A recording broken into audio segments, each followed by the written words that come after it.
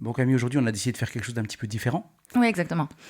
La plupart des infopreneurs, quand ils veulent informer leur public, ils font des vidéos face cam, ils expliquent voilà, par A plus B ce qu'il faut faire pour réussir dans la vie, acheter leur formation, etc., etc.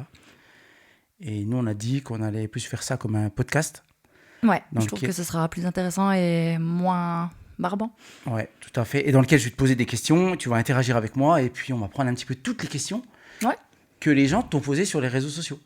Allez, ça me va. Ok, si ça te va, ça te va. Alors, j'aimerais bien que tu me fasses une toute petite intro un petit peu de tout ça. Pourquoi tu as voulu cette vidéo, pourquoi tu as voulu ce podcast, qu'est-ce que tu penses aujourd'hui du métier, de ce que tu vas donner toi à tes prospects ou plutôt à tes clients. Je ne sais pas comment on peut les appeler. Tu veux les appeler comment d'ailleurs? Pour le moment, je les appelle pas. Hein. Non, je pense qu'aujourd'hui, si je fais cette vidéo, c'est surtout, dans un premier temps, pour informer sur comment on peut changer de vie, ou en tout cas sortir du cadre et du système qu'on nous a inculqué depuis tout jeune. Parce que maintenant, il y a des solutions. Il y a des vraies solutions. Je l'ai fait. Pourtant, j'ai aucune connaissance. Enfin, voilà, je sors pas d'une famille qui est dans le digital. Je suis issue d'une famille d'ouvriers. J'ai rien de plus qu'un autre, mais pourtant, j'ai réussi à sortir et à vivre du digital. Ok, très bien. Un terme que je vais aborder avec toi dans cette intro, bullshit, même si tu n'aimes pas ce mot-là, parce qu'il est mis à toutes les sauces. Alors ouais, tout ce qu'il y a de bullshit, on va dire que c'est principalement toutes les sponsors qu'on voit sur les réseaux. Ça, je tiens vraiment à ce qu'on revienne dessus un peu plus tard pendant ce podcast, parce qu'on voit de tout et du n'importe quoi maintenant sur les réseaux, et on voit surtout des beaux vendeurs de rêves. Et on va pas se mentir, aujourd'hui, il n'y a pas de solution miracle. Hein. Les solutions des 10K en 3 mois, ça n'existe pas. Donc, autant remettre les points sur les barres sur les T et dire que voilà, si les gens sont là sur cette vidéo en espérant avoir une solution miracle pour scroller son téléphone toute la journée et attendre que ça tombe du ciel, je pense qu'ils peuvent fermer la fenêtre et partir. Parce que c'est pas ce que j'envisage de donner aujourd'hui. Ok. Je vais me faire un petit peu l'avocat du diable. Je vais un peu te déstabiliser. Tu m'en voudras pas. Pas de souci. Tu me dis ce qu'on voit sur les publicités. Mais il se peut que les gens vont tomber sur ce podcast par une publicité. Bien sûr, mais ce sera le cas. Donc, comment tu peux rebondir là-dessus? C'est quoi la différence? Tu viens de donner une piste de réponse dans ce que tu as dit. Mm-hmm. Mais développe un petit peu parce qu'il y aura de la pub. Bien sûr, mais de toute façon, aujourd'hui, on a besoin des réseaux pour se développer en tant qu'infopreneur. C'est essentiel de faire de la sponsor, de faire de la pub, de la com, puisque sans ça, on a très peu de visibilité et l'organique fonctionne même très bien. Mais pour scaler et développer son activité, il est essentiel de faire de la com et donc de la sponsor. En gros, c'est des réseaux sociaux hybrides. C'est ça. Ouais. Je mets un petit peu mon grain de sel là-dedans, tu m'en veux pas, j'aime bien. Ok. Bah écoute, je pense qu'on est bon. On va prendre la suite. On va passer sur les questions qu'on a préparées ensemble, hein, bien sûr, parce que les questions qu'on a préparées, et surtout que les gens, comme je disais, t'ont posées. Ouais. Le but, c'est de guider tous ces gens qui vont voir ce podcast pour qu'ils puissent peut-être évoluer eux-mêmes ou prendre une décision sur leur carrière. Tout à fait. Allez, on y va. Dans cette intro, on a mis capter l'attention et poser le décor. Alors, tu trouves pas qu'on est dans une époque absurde où tu bosses plus pour vivre moins bien? Si, clairement. Clairement, aujourd'hui, on est dans un monde où tout augmente, que ce soit le coût de la vie, que ce soit tout et n'importe quoi, sauf les salaires. La seule chose qui n'augmente pas ou très peu, c'est les salaires. Et je pense que beaucoup de gens se reconnaîtront dans ce que je dis, c'est que beaucoup travaillent parce qu'ils n'ont pas le choix, font des jobs alimentaires, parce que ils doivent payer les factures, payer leur loyer, payer leur crédit, et vivre un minimum, ou en tout cas survivre. Voilà, et c'est le gros problème de la génération dans laquelle on est. Ok, moi j'ai fait une petite question qui fait doublon. Pourquoi tu as voulu cette vidéo aujourd'hui? Alors cette vidéo, effectivement, je la fais pour informer les gens sur le fait qu'on a maintenant des solutions avec le digital et n'importe qui est en mesure de se lancer. Maintenant, il faut juste passer le pas, franchir le cap et prendre une vraie décision. Ok.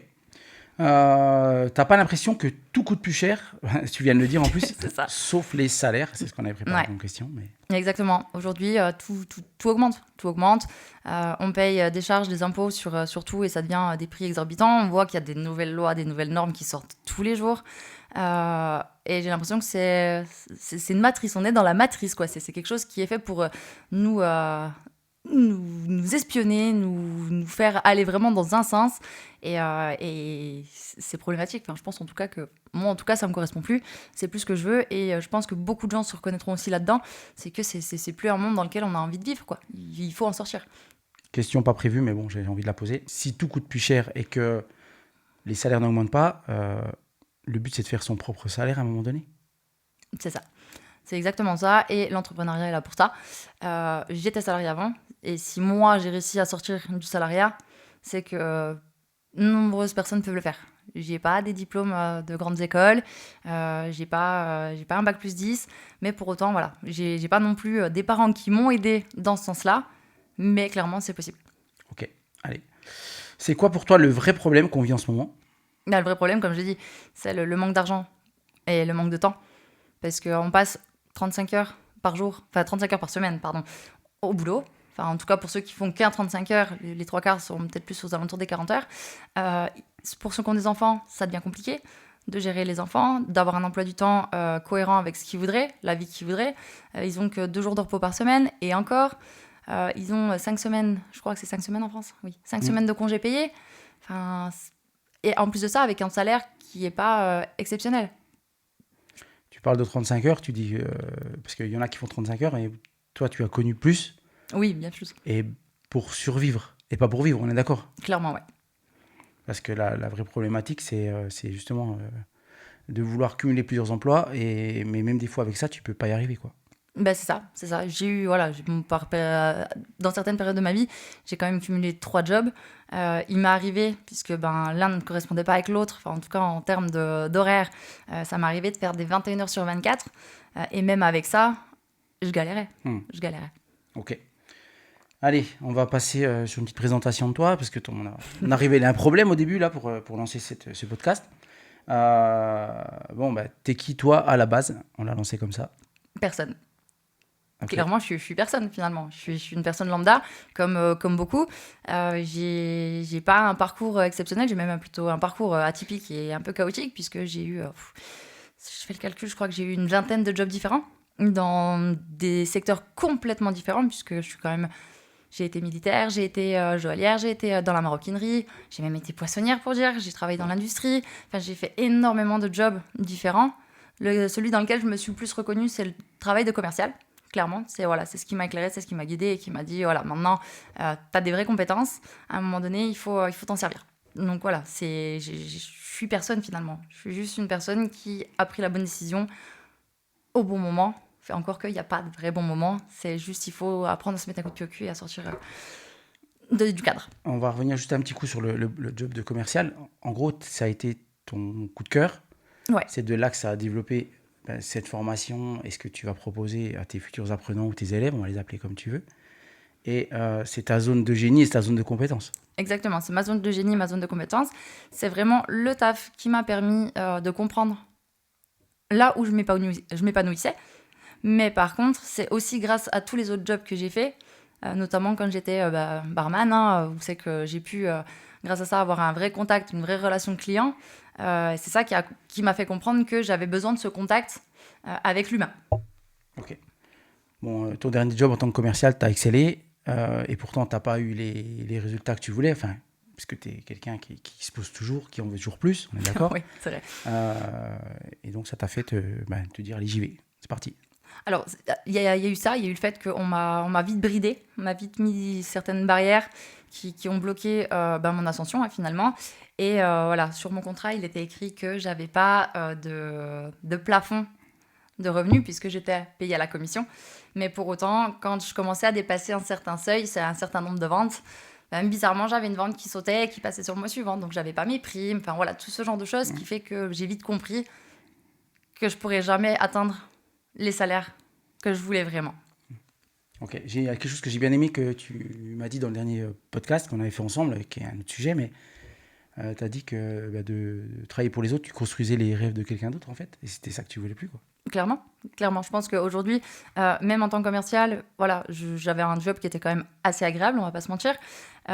Pour autant, je me rendais compte que le plus gros, ça rentrait dans les poches de mes PDG et certainement pas dans les miennes. Je faisais des payes correctes, mais pour moi, c'était pas suffisant. alors que eux, pensent faire une entrée en bourse. Donc voilà, c'est quand même qu'ils ont des gros moyens. Donc finalement, je me rends compte que c'est pas mes rêves que je réalise, c'est bien ceux des autres. Et ça m'intéresse plus. Et je pense que pour bon nombre de personnes, ils vont vite se rendre compte que bosser pour les autres, c'est bien, mais bosser pour soi, c'est mieux. Et pourtant, on peut en parler. Tu as fini, je crois, meilleure vendeuse de ta région en pro. C'était ça ou c'était... Alors, de mon agence, ouais, c'est ça. Sur 2024, j'ai fini meilleure vendeuse professionnelle. Enfin, sur les pros, en tout cas. Donc, ok. Et même avec ça, ça suffisait pas. Non. Comme quoi, les plafonds de verre, pour les péter, il en faut déjà, quoi. Ah bah oui, clairement. Ok. Allez, on passe sur une autre question. Qu'est-ce qui t'a donné le déclic de dire stop au système? Et ce qui m'a vraiment donné le déclic, ça a été justement le fait qu'on me mette des barrières très rapidement sur mon dernier job. Et il y a aussi, toi, on va pas se mentir, tu as été aussi un gros déclic en me disant que il était vraiment possible de générer des vrais revenus avec le digital en étant chez soi ou même à l'étranger, puisque c'est un peu ce qu'on fait nous maintenant, on voyage beaucoup. Et moi, ça m'a permis de comprendre que c'était vraiment la vie que je voulais. La vie que j'avais avant, en fait, elle m'a bloquée. Voilà, je m'étais mis dans une prison dorée finalement, en me disant que ça me convenait.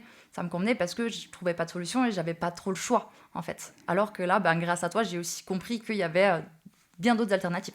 Ok. Alors, dernière question. Tu t'es lancé comment dans le digital? Alors, je me suis lancée grâce au marketing d'affiliation. Donc, c'est clairement du closing. L'avantage de ce taf-là, c'est que t'as pas besoin de créer une offre, t'as pas besoin d'avoir un service client, t'as besoin de rien finalement. Juste de suivre une vraie formation où on va t'apprendre les techniques de vente digitale, puisque c'est pas les mêmes que sur le terrain, même s'il y a du similaire, c'est pas tout à fait pareil, puisqu'on n'est pas en face de la personne. Mais c'est ce job-là qui m'a permis de partir dans le digital et sortir du système. Ok. On passe sur le chapitre 3. Le closing, qui est ta zone de génie, ta zone de compétence, ta zone d'expertise. En première question, c'est quoi vraiment le closing et pas la version, comme on disait, bullshit Instagram. Alors, la vraie version du closing, c'est d'abord un accompagnement. Ça va permettre à un prospect qui cherche une solution à son problème, donc notamment soit le manque de temps ou le manque d'argent, qui voudrait générer des plus gros revenus, de trouver une solution. Donc moi, je vais l'accompagner, je vais cibler sa problématique, voir avec lui qu'est-ce qu'il a déjà essayé de mettre en place finalement pour s'en sortir. Derrière, je vais lui apporter ma solution. Si elle convient à cette personne et à sa problématique, à ce moment-là, on va aller jusqu'au bout et on va clôturer la vente sur ce qu'on appelle des IT cases, donc des formations. Donc ça peut aussi bien être dans le closing, ça peut être dans le marketing, ça peut être dans tout en fait, dans le coaching sportif. Enfin voilà, aujourd'hui, le e-learning, ça s'est vraiment développé grâce au Covid, on va pas se mentir, c'est vraiment ça qui a fait exploser le e-learning. Et des gens qui se sont rendus compte que oui, des compétences, il y a plein de gens qui en ont, qui peuvent les monétiser. Et t'en as d'autres qui n'ont pas envie de se casser la tête, parce qu'on va pas se mentir, si t'avais pas été là, jamais j'aurais lancé ma formation. Parce que c'est énormément de boulot en montage vidéo, en marketing, et tout ça, moi j'y connais rien. Donc tes compétences, tu me les as mis à profit. Et c'est ce qui m'a permis de faire ça. Sinon, je serais restée dans le closing. D'ailleurs, je continue toujours, puisque je le fais pour toi et même pour moi. Et c'est vraiment pour moi la vraie solution, la plus accessible à toute personne lambda. Ok. Une question qu'on n'a pas prévue, mais qui me vient comme ça. Quelqu'un qui se forme au closing, il n'est pas obligé que de vendre de la formation, du learning. Une fois qu'il est formé, il peut vendre n'importe quoi, non? Alors oui, ils peuvent vendre n'importe quoi, mais principalement, les closers, ça reste du digital, donc ça sera toujours des produits digitaux. Ça sera beaucoup plus simple pour lui d'aller aborder un infopreneur qui vend ses compétences, puisqu'il est formé à vendre principalement de la formation, puisque les closers, très concrètement, les 3 quarts du temps, c'est ce qu'ils vendent. Voilà. Après, bien sûr, il y a d'autres produits digitaux à vendre, et effectivement, une fois qu'ils sont formés sur les bases du closing, ils peuvent aller vendre n'importe quoi. Un exemple, il y a quelques temps, tu as été contacté par un annonceur publicitaire qui vend des panneaux Tout à fait, d'affichage en ville. C'est ça. C'est quelque chose qui est faisable. Bien sûr. Tant que tu as une liste de prospects, que tu as des gens à appeler, après, c'est de la vente, quoi. Alors, soit tu as une liste de prospects qui te sera fournie, soit ça va être aussi à toi d'avoir ce travail de démarchage et d'aller chercher tes propres prospects.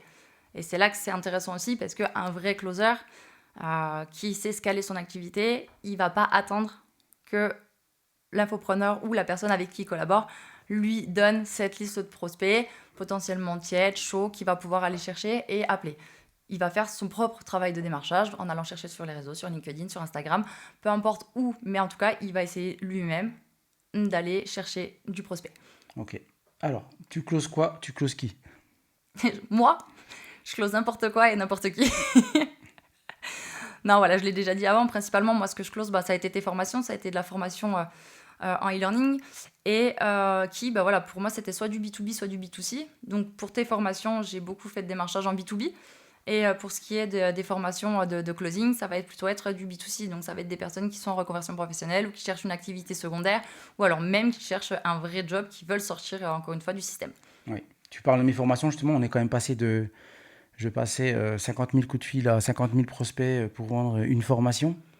Et maintenant, on qualifie beaucoup mieux, on travaille ensemble là-dessus. Et quand je passe un coup de fil, c'est presque gagnant-gagnant parce que du coup... Ouais.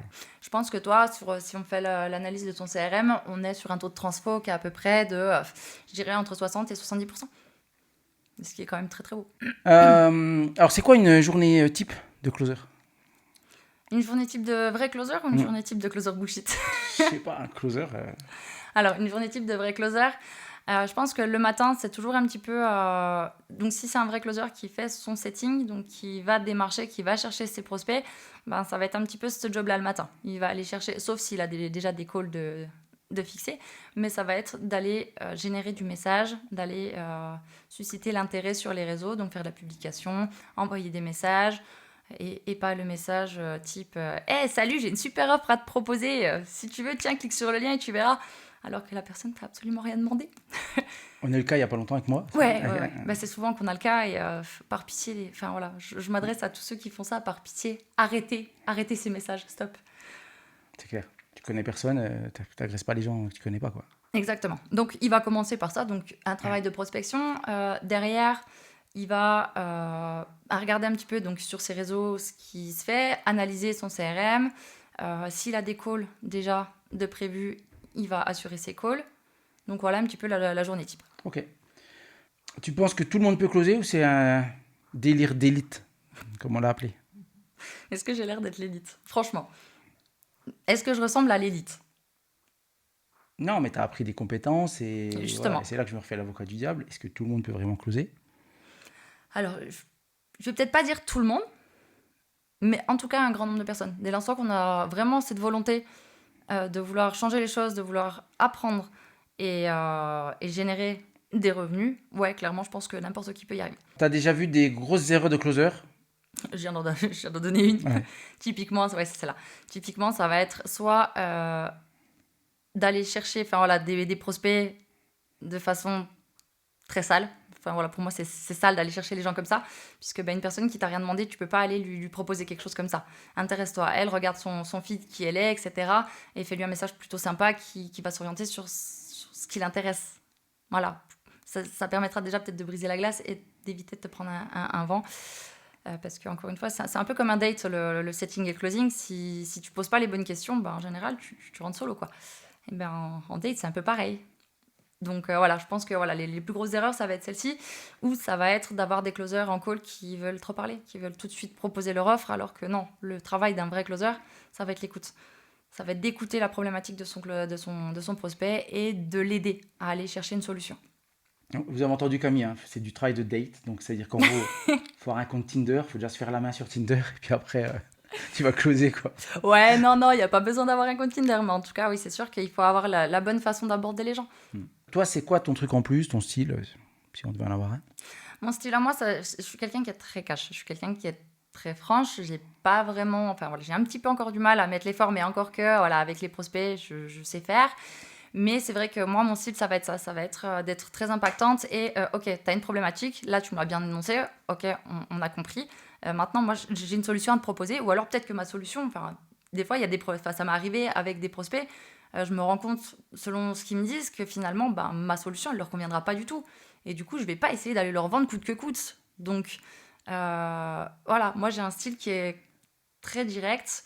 Quand j'ai la solution au problème, voilà, je lui donne la solution. Maintenant, il a deux solutions. Soit il reste désolé l'expression, dans sa merde, soit il se sort les doigts du cul et il y va, quoi. Il avance. Dernière question du chapitre. Pourquoi tu es convaincu que c'est une vraie compétence d'avenir? C'est une vraie compétence d'avenir. Pourquoi? Parce que déjà, il n'y a pas... Enfin, si tu regardes bien les chiffres qui sont sortis sur 2024, le e-learning a quand même généré 3,5 milliards de dollars. C'est quand même pas rien. Alors oui, je sais, on va me dire, oui, mais le marché est saturé. Non, c'est faux. Il y a toujours des infopreneurs qui ont besoin de closers, donc il y a de la place pour encore beaucoup, beaucoup de monde. Donc ça, c'est pas un souci. Oui, parce que même si le marché paraîtrait saturé, tu as plein de gens qui ne savent pas qu'ils ont besoin de closer. Regarde, moi, je ne savais pas que j'avais besoin d'un closer Voilà, pour exactement, m'aider. par exemple. Franchement, je faisais du gâchis, je faisais du marketing Kleenex, je faisais de la sponsor qui, du coup, je balançais du pognon dans la sponsor, puis quand j'avais les gens, ben, je les convertissais pas. Et c'est surtout que je pense que tu as perdu un bon nombre de ventes comme ça. Et c'était quoi, du coup, la question? Excuse-moi. La question, c'était pourquoi tu es convaincu que c'est une vraie compétence d'avenir? Parce que justement, aujourd'hui, le digital, on en est tous accros, on va pas se mentir. Je pense qu'on passe combien de temps? Moi, la première, hein, même si voilà, je dis que c'est pas bien, on passe combien de temps à scroller sur nos téléphones? Le digital, ça sert, c'est utile. Il y a vraiment, c'est une machine à cash en fait. C'est une vraie machine à cash. Maintenant, il faut savoir s'en servir.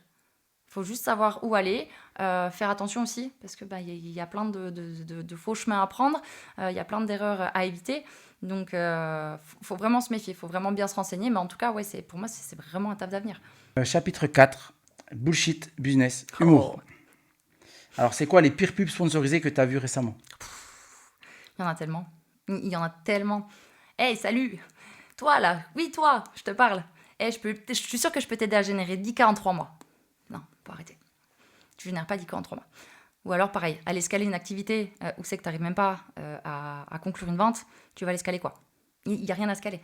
Donc, toutes ces pubs, ou alors celle que j'adore aussi par-dessus tout, c'est je t'aide à générer tes premiers revenus dans le digital sans même montrer ton visage et sans rien poster sur tes réseaux. Ok. Donc, en fait, je t'aide à te branler les couilles sur le canapé devant Netflix et attendre que ça se passe. Non, faut arrêter.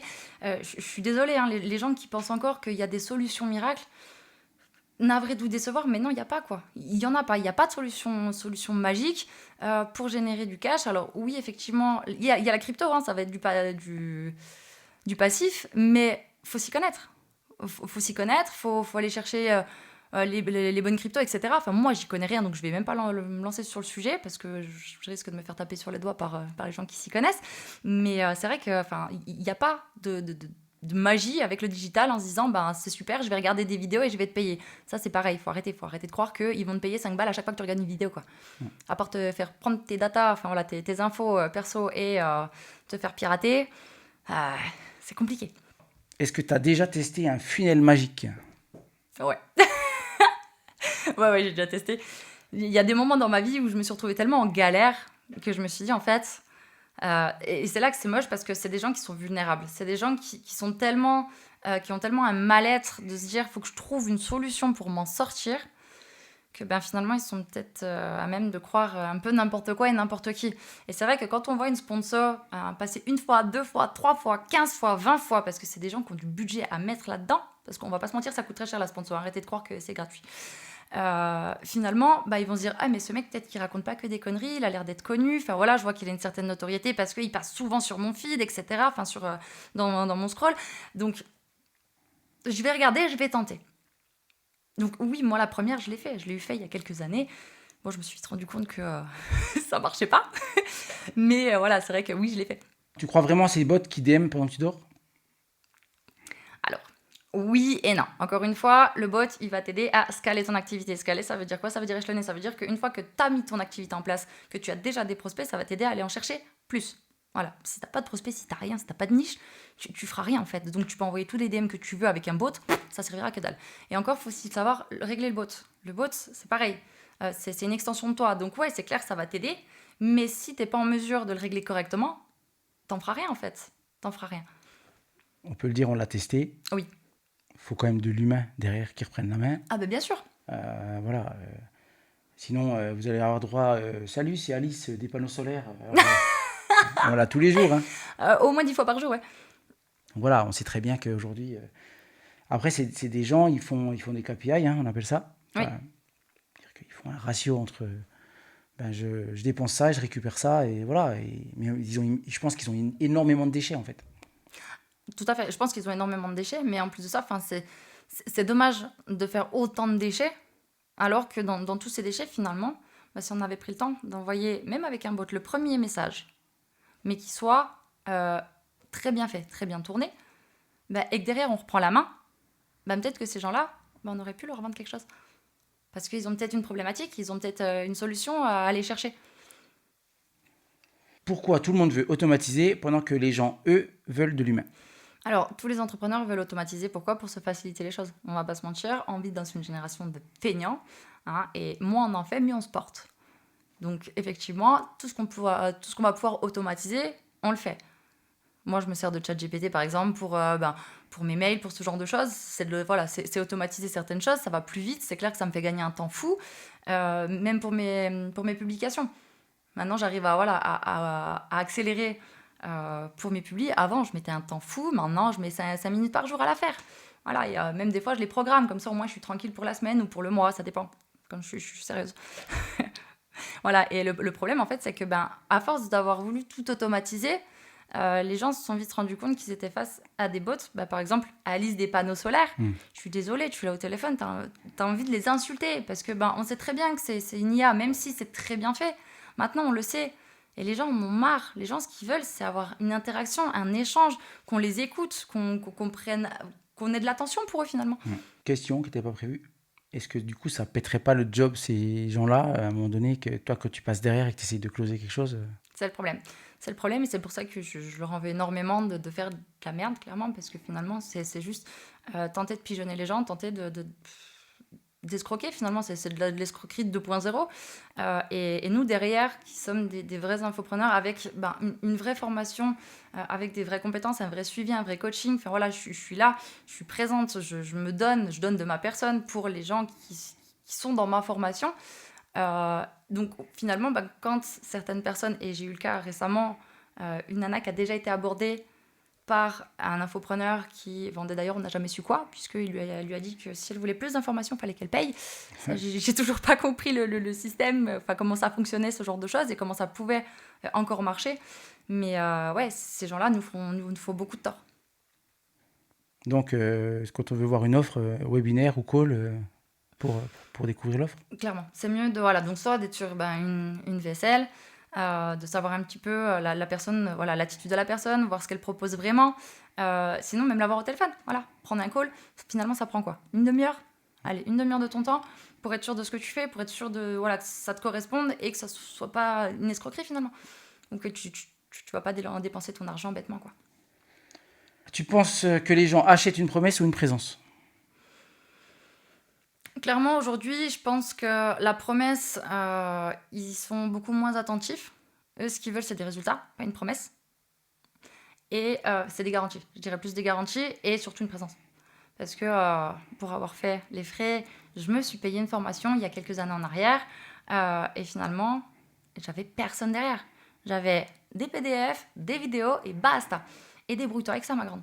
Et finalement, je me suis rendu compte que c'est horrible. C'est horrible de se retrouver. Oui, alors j'avais un groupe WhatsApp, super, où c'est que je pouvais échanger avec les autres qui étaient en formation, très bien. Mais moi, je veux des coachs, je veux des gens qui m'accompagnent, des gens qui sont accessibles finalement. Parce que, mec, tu fais la promotion sur tes réseaux d'une super formation. Et finalement, moi, c'est avec toi que j'avais envie de communiquer aussi un peu. Au moins, de voir que tu étais accessible à minimum. Et finalement, tu te rends compte que ces gens-là, ils sont inaccessibles, quoi. Et ça, c'est dommage. Si je fais une masterclass fond blanc, texte rouge, je fais 10K ou je me fais bloquer? Très clairement, moi, je te ghost. Franchement, je pense que maintenant, les masterclass, surtout ce mot masterclass, bootcamp, ce genre de choses. Bootcamp, il est nouveau, ça va. Bon, il sera épuisé dans un mois, tu verras. Voilà. Mais stop. Challenge. Ouais, le challenge 20K, le challenge aussi. Attention, Pardon je l'ai fait celui-là. Oui, mais c'est encore différent. C'est pas la même chose. C'est pas grave. Je voulais dire le challenge 10K, mais en fait, tu vois, c'est toi qui me matrix. Ok, allez, chapitre 5. L'humain revient au centre. Il faut. Tu crois que les gens veulent encore acheter ou qu'ils veulent être compris? Aujourd'hui, je pense que les gens ont besoin d'être compris avant d'acheter. Donc ça va dans cet ordre. Ils sont en mesure d'acheter, mais il faut d'abord qu'ils soient compris. Et c'est là qu'est vraiment important le travail du closer dans l'écoute. Écouter la problématique de son prospect, savoir ce qui ne va pas, savoir comment je peux l'aider et faire un taf un peu empathique. Je suis désolée de le dire. Alors je ne demande pas d'être psychologue, hein, parce que si tu commences à être psy, à ce moment-là, fais-toi facturer 50 balles la demi-heure et tu gagneras peut-être encore mieux ta vie qu'un closer. À voir. Mais effectivement, ils ont besoin d'être écoutés, tout simplement, et compris. Alors, pourquoi l'écoute et la vraie présence font la différence aujourd'hui? Alors, l'écoute et la vraie présence, elles vont faire la différence parce qu'un closer qui va être présent pour un prospect, par exemple, moi qui étais commercial terre, je vais prendre cet exemple-là parce que c'est le plus concret pour moi. J'ai eu des clients assez relous, on va pas se mentir, hein, et pour autant, j'étais présente quand même. Une fois que je leur avais vendu le système, installé le système, fait toute la formation sur l'utilisation du système, parce que je vendais de la télésurveillance, je précise quand même pour ceux qui ne le savent pas, derrière, j'avais encore des clients qui m'appelaient 8 fois par jour pour tout et n'importe quoi. Ouais, mais c'est aussi mon taf d'être là et de les accompagner en tant que closer. L'infopreneur, il a son job de coacher et d'avoir un suivi sur les formations, mais le closer, il a aussi son job aussi de suivi de ses clients finalement. Ok, une question qui n'était pas prévue encore, que je vais te poser là comme ça me fait rebondir un petit peu. C'est vrai que dans ton taf, tu avais plein de jobs différents, hein, parce que tu faisais de la prospection, de l'installation, etc. Mais en même temps, tu as vécu la meilleure école de formation, je crois, en commercial. Hein, soyons Franchement, clairs. je vais être très honnête et je les remercie pour ça. J'ai pas eu besoin d'aller en école de commerce. Et pour autant, en terrain, j'étais très très douée, même en prospection, hein, parce que j'ai fait du porte-à-porte. Et Dieu sait que c'est horrible. Franchement, je le referai plus.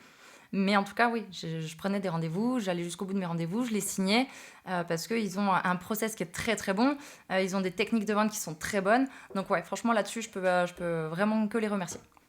Donc, ce qui fait qu'aujourd'hui, tu as la légitimité pour donner cette formation aussi. Clairement. Chapitre 6, ta formation, pour qui, comment, pourquoi, on y va. Bon, parlons vrai, ta formation, c'est pour qui? Pour tout le monde. Non. J'ai décidé de ne pas vraiment me bloquer sur une niche parce que les 3 quarts du temps, les femmes qui font de l'infoprenariat vont cibler les femmes. Les mamans qui post-maternité, des gens, voilà, des femmes qui sont célibataires, des femmes qui... Non, stop. Enfin, voilà, moi, j'accepte aussi les hommes, il n'y a pas de souci. Je préfère justement avoir cette variété au sein de mes équipes plutôt que d'être focus à avoir que des femmes et être bloqué sur les femmes. Parce que les femmes, c'est des vipères et des fois, elles sont agaçantes. Donc, je préfère avoir les deux. ça rééquilibre la balance. Ok. Et donc, c'est clairement pas pour qui, du coup, puisqu'on a dit c'était pour tout le monde, mais pour qui c'est pas, du coup, cette formation? Pour les feignants. Pour les feignants et ceux qui pensent qu'ils vont avoir une solution de facilité pour générer du cash. Clairement, c'est pas du tout une solution de facilité. Je vais être honnête. Arrêtez de croire que le digital, ça tombe du ciel. C'est pas le cas. Faut vraiment comprendre que c'est un boulot, c'est un job. Il y a des heures de boulot, il faut être sérieux et c'est là que c'est un peu compliqué aussi quand tu le fais depuis chez toi parce qu'il y a des gens qui y arrivent et d'autres pas. Donc ces gens-là qui sont pas en mesure de se dire je suis chez moi mais je bosse, oubliez le digital, ça sera pas fait pour vous, clairement. Par contre, ouais, ceux qui veulent vraiment se sortir d'une mauvaise passe, qui ont envie d'apprendre des nouvelles compétences et de se rendre compte que grâce à ce job, tu peux travailler de n'importe où dans le monde quand même. Enfin, c'est pas anodin de se dire j'ai une liberté géographique, de me dire demain matin, tiens, j'en ai marre de ma région, parce que on va pas se mentir, nous, actuellement, là où on vit, c'est une horreur. Demain, je prends un billet d'avion, je me casse. Et je peux continuer de bosser. Et mine de rien, c'est le job où au début tu commences auto-entrepreneur, ça te coûte rien, tu as un téléphone, un ordinateur, une tablette, et puis alors, encore. Qu'est-ce que t'en penses? Je vais pas dire que ça te coûte rien, parce que tu as quand même l'investissement de la formation. Déjà, dans un premier temps, si tu veux une bonne formation, il faut quand même un minimum de budget. Après, encore une fois, c'est ce que je dis, c'est pas une dépense. C'est un investissement. Donc, dès l'instant que tu es en mesure d'investir en toi, tu vas vite te rendre compte qu'elle est vite rentabilisée, cette formation. Donc, dans un premier temps, il y a ça. Il va y avoir quelques outils aussi à mettre en place. Puisque on travaille sur nos tablettes, téléphones ou ordinateurs, mais mine de rien, il te faut un agenda, il te faut des réseaux sociaux, il te faut des abonnements pour, par exemple, faire tes montages vidéo, enfin voilà, tes réels, parce qu'il en faut quand même un minimum. Enfin voilà, il faut quand même un petit panel d'outils qui vont te faciliter les choses. Donc il faut un minimum de budget quand même. Je rebondis, hop, j'en profite. Tu parles de la formation, c'est un investissement. Et quand je sais aujourd'hui ce que gagne un closer, en 2 closings, il a payé la formation. Oui, largement. Hein. En 2 closings, il a fait son SMIC. Quand tu as enlevé les charges et tout. Ouais. Alors des fois, pour moi, vous l'avoir vu et t'avoir vu le tester, des fois, c'est peut-être dur de courir après un closing parce que tu travailles ça pendant 3-4 jours, une semaine, 2 semaines. Puis des fois, tu as des trucs qui tombent comme ça que tu n'avais pas prévu. Alors, justement, en fait, si tu veux, le travail d'un closer, ça va être aussi et beaucoup de la relance. Savoir recycler ses DM, ses anciens messages qui n'ont pas fonctionné peut-être il y a 2 mois ou il y a 1 mois, et revenir dessus. Enfin, toujours avec une touche d'humour. Enfin, voilà, trouver la solution pour aller rechercher ces personnes. Ben, un non à l'instant T peut finalement devenir un oui 1 mois après. Donc, il faut savoir se réinventer, aller rechercher et pas tout le temps aller chercher du nouveau prospect. Regarder ses CRM, surtout suivre son activité de très près en analysant ses KPI, comme tu disais. C'est super important parce que ça va permettre aussi de faire de la relance. Et grâce à la relance, il y a des ventes qui se signent derrière. Donc, c'est un vrai suivi, en fait. Tu as vu des vraies transformations, genre avant-après ? Toi C'est mon exemple le plus concret finalement parce qu'on vit ensemble et quand j'ai vu tes techniques de vente, mais c'était une catastrophe. C'était vraiment une horreur et tu as été finalement mon cobaye pour ma formation. Je t'ai formé dessus. Clairement. Tu as suivi la formation. Okay. Maintenant, je close tout seul. Et maintenant, tu closes tout seul et ça se passe très bien. Enfin, je pense. D'ailleurs, je t'appelle, je te dis c'est bon. Elles sont mes commissions du mois dernier. Elles arrivent. Alors, tu formes juste à closer ou tu formes aussi à la mentalité, au mindset ? C'est un tout. Si tu es un bon closer, tu as forcément la mentalité qui va avec. Donc, effectivement, dans la formation, il y a une partie mindset qui permet aussi de péter les fameux plafonds de verre, d'enlever ce syndrome de l'imposteur en se disant « Waouh, mais attends, le monde dans lequel on vit, tout coûte cher, je peux pas vendre une formation à 4 000 € ou à 2 000 € ou à 10 000 € parce que, mon Dieu, les gens, arrêtez de vous mettre à la place des gens, en fait. Si la personne, elle veut vraiment investir en elle, les 2 000 €, elle les trouvera. C'est pas un problème. Moi, je l'ai fait, donc ça se trouve, on y arrive. Dernière question du chapitre. T'es plus coach business ou coach mindset caché ? Du coup, un peu les deux. J'aime bien aussi mettre, comme tu dis, une claque, une caresse. Parce qu'il y a des fois des gens qui ont besoin de se prendre un bon petit coup de pied au derrière pour se dire « Merde, en fait, elle a raison, il faut y aller. Il faut se bouger. » Donc ouais, pour moi, c'est important de toujours avoir ce petit côté coach mindset pour aller chercher toujours dans la positivité, essayer d'aider les gens à se dire « Ok, c'est pas grave, t'as eu un down d'un coup. Sois résilient, c'est pas grave, t'as pris que des noms aujourd'hui. C'est pas grave, c'est aujourd'hui. On verra demain. » Parce qu'en plus, il y a des statistiques. Tant de non égale un oui. À un moment donné, c'est cyclique. Enfin, c'est ce que j'avais appris un petit peu. Oui, c'est ce qu'il faut. Voilà, il y a toujours un nombre de noms pour un oui. Alors après, c'est toujours pareil. C'est des statistiques. Il n'y a rien de vrai, de véritable. On va pas se dire, tiens, j'ai fait 50 messages au 51e, c'est sûr, ça tombe. C'est pas possible. Mais en plus, au début, souvent, tu te prends beaucoup plus de non parce que t'es pas... t'es pas aguerri finalement, t'as pas encore pris l'habitude, tu t'es pas trouvé non plus dans ton style, dans ta posture, parce qu'il faut avoir une certaine posture, une certaine autorité aussi, puisque faut savoir quoi dire aux gens, à quel moment, et c'est super important que tu gardes le lead de la conversation aussi, puisque si t'es pas en mesure, si la personne prend le dessus sur toi dans la conversation, et que par ses objections, tu te rétames, et c'est ce qui arrive au début, forcément, de toute façon, il en faut. C'est comme ça que tu te casses la gueule et que tu as du mal. Un exemple, moi, pour vivre avec toi et l'avoir vu, les ventes que tu faisais dans la télésurveillance au début et à la fin, elles étaient complètement différentes. Clairement, il y a des fois où je partais sur un rendez-vous où je savais déjà que c'était signé. Je savais, juste par le porte-à-porte que j'avais fait, par l'échange que j'avais fait avec eux, que derrière, une fois la présentation du système faite et l'offre que j'allais leur faire, c'était signé. Enfin, j'avais pas de problème avec ça. Alors qu'au début, j'étais super hésitante. Les objections, même si on t'entraîne à les traiter, c'est toujours un peu compliqué parce qu'il faut garder la face et il faut avoir vraiment cette spontanéité de répondre facilement à une objection, ce qui n'est pas toujours évident. Donc voilà, ça s'apprend finalement. Encore une fois, faut juste apprendre. Ok, on arrive sur le dernier chapitre, la clôture. On l'appelait comme ça. Alors, si la personne qui regarde cette vidéo se dit « j'ai envie de bouger », tu lui dis quoi ? Et tu peux même lui dire là. Alors, déjà, si elle est restée jusqu'ici, c'est qu'elle est vraiment intéressée et potentiellement que ce job pourrait lui convenir. Donc, qu'est-ce que je peux lui dire de plus ? Alors, on y va. Pourquoi elle devrait te faire confiance là, maintenant ? En soi, je lui demande pas de me faire confiance. Le but, c'est pas qu'elle me fasse confiance ou non, c'est qu'elle voit déjà, de par tout ce que je viens de dire, j'ai un certain nombre de connaissances. Ensuite, elle peut simplement réserver un appel avec moi, on va échanger. Je lui enverrai le programme de formation, comme ça elle se fera une vraie idée de ce qu'il y a à l'intérieur, et elle verra que je suis pas une de ces formatrices qui te vend du rêve et qui te dit, voilà, je te vends ça, et au final, t'as rien. Juste ce qu'on appelle une formation coquille vide. Si la personne qui regarde encore cette vidéo ne fait rien aujourd'hui, elle va être où dans 6 mois? Alors, si toi qui regardes, tu prends pas une décision maintenant, alors que tu es hésitant et que tu aimerais potentiellement changer de vie, je te rassure, il n'y a pas de bon moment. Que ce soit maintenant ou que ce soit demain, la décision, il faut la prendre.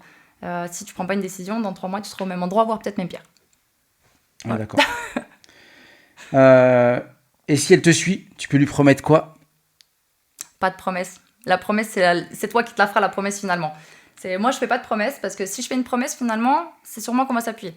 Et si ils n'ont pas les résultats escomptés, du coup, ça va poser problème, parce qu'on va me dire que ma formation, elle n'est pas qualifiante, qu'il n'y a pas tout ce que j'avais promis à l'intérieur. Donc, non. La promesse, on peut même se la fixer au début de la formation avec l'apprenant, en se disant, voilà, c'est quoi tes objectifs?